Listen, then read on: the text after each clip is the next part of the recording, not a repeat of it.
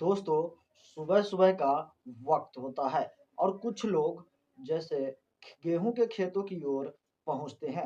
जैसे ही वो लोग वहाँ पर पहुँचते हैं, तो वहाँ पर देखते हैं कि एक युवक की डेड बॉडी मिलती है, जिसका सर जो है कीचड़ में धँसा हुआ होता है और पूरी बॉडी पे कीचड़ लगा हुआ होता है और यह देखकर सभी लोग हैरान हो जाते हैं, दंग रह जाते हैं।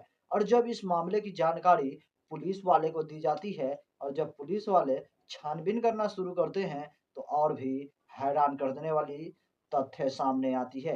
किसी को भी यकीन नहीं हो रहा था कि आखिर उस युवक के साथ हुआ क्या था और आखिर यह पूरी कहानी क्या थी। तो चलिए आज के इस वीडियो में मैं आपको विस्तार से बताऊँगा कि यह पूरी कहानी क्या थी और आखिरकार उस युवक की हत्या उस खेत में कैसे की गई थी और वो युवक वहाँ तक कैसे पहुँचा था।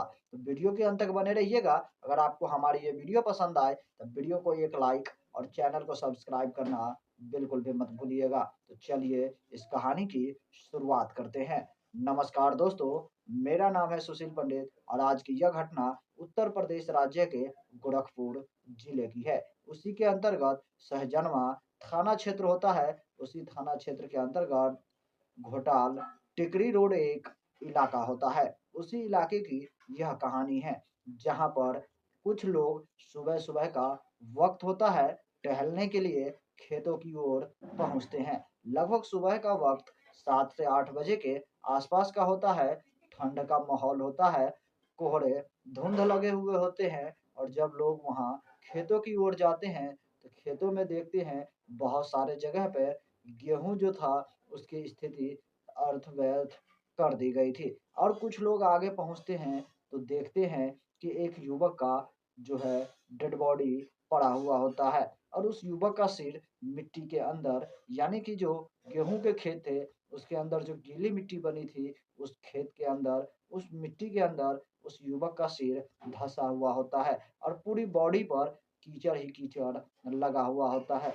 जब उस युवक को पलटा कर देखा जाता है और उसके बाद जो लोग वहाँ देखते हैं, तो सभी के सभी दंग रह जाते हैं और फ़ौरन ही इस घटना की जानकारी सहजनवा थाना को दी जाती है और पुलिस टीम कुछ ही देर के बाद उस घटना स्थल पर पहुँचते हैं और उस बॉडी की पहचान करने की कोशिश करते हैं। लेकिन सबसे पहले अगल-बगल की जो स्थिति होती है, उसे देखते हैं और सबूत जुटाने की कोशिश करते हैं। जब अगल-बगल देखते हैं, तो उन्हें वहाँ पर कई सारे लोगों के पाँव के निशान दिखाई देते हैं और साथ ही साथ पुलिस को यह अंदेशा होता है, जिस तरीके से वहाँ पर घटना घटी थी, ऐसा लग रहा था वो युवक अपने जीवन बचाने के लिए लगातार बहुत सारा संघर्ष किया होगा और उसके ऊपर जो है और भी बारीकी से छानबीन की जाती है, तब पता चलता है कि उसके सिर के ऊपर जो पीछे की साइड से था, उसके ऊपर किसी भारी चीज़ से वार किया गया था, जिसकी वजह से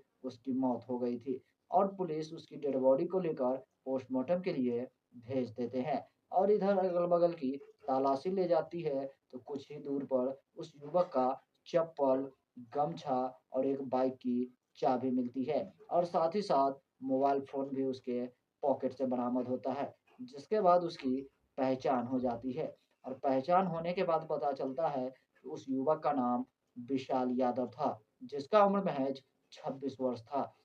जब इस मामले में और भी गहनता से छानबीन की गई, तो पता चला कि उसके घर परिवार में उसकी माँ रहती है और उसका भाई था और उसके पिता की कुछ समय पहले ही मौत हो गई थी। उसकी माँ का नाम शकुंतला देवी होता है और वो बताती है कि रात के लगभग 9 बजे उसका बेटा खाना खा रहा था। तभी उसके पास अचानक से एक लड़की का फ़ोन आया। जैसे उस लड़की का फ़ोन आया, उसका बेटा विशाल खाना छोड़कर वो उस लड़की से मिलने के लिए चला गया। लेकिन रात भर का वक़्त बीत गया, लेकिन उसका बेटा लौटकर वापस नहीं आया। जैसे ही पुलिस वाले इस बातों को सुनते हैं, तो वो भी हैरान हो जाते हैं और उसकी माँ बताती है कि हो ना हो मेरे बेटे की हत्या के पीछे उसी लड़की का हाथ है।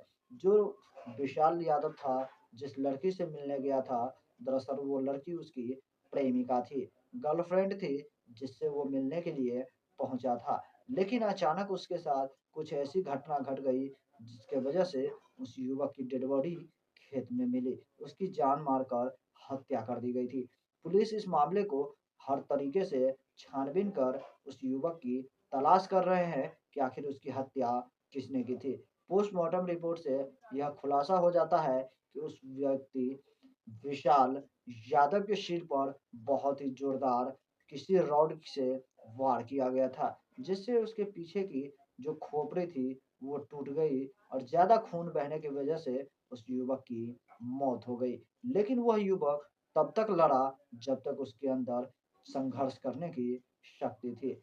और उसकी जो माँ शकुंतला देवी है, वो लगातार पुलिस से गुहार लगा रही है कि उसे मुआवजे के तौर पर 5 लाख रुपए दिए जाए और उसके बेटे की कत्ल करने वाले लोगों को कम से कम फांसी की सजा हो। अब पुलिस अभी भी इस मामले की छानबीन कर रही है और वो पता लगाने की कोशिश कर रही है कि आखिर इसका कातिल कौन है। अभी भी कातिल फरार है, जिसके बारे में पुलिस के पास कोई भी जानकारी नहीं है।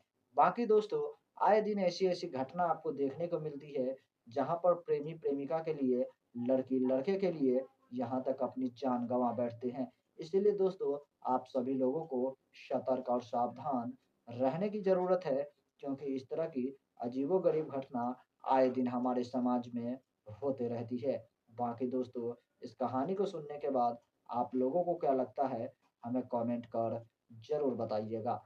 तब तक के लिए दोस्तों, इस वीडियो से मैं विदा लूँगा और फिर मैं मिलूँगा आपसे अगला एक नए एपिसोड में, एक नई कहानी के साथ। तब तक के लिए जय हिंद, जय भारत, सतर्क रहिए, सावधान रहिए।